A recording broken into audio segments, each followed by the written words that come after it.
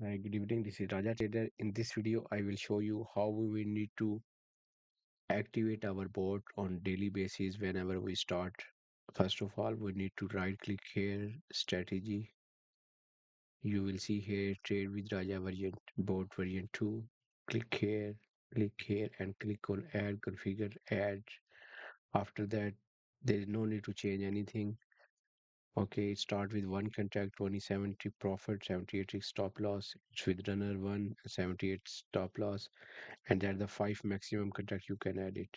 After that, here you can see you can log your profit, you can log your stop loss. This is all built-in indicator. Here you can set time whenever you want. Just you need to set up your account here and just need to click enable, apply. Okay, once you will click OK, just then you click here in this section, click on here and click on chart. Once you will click here, you will see your bot is activated and the button is here.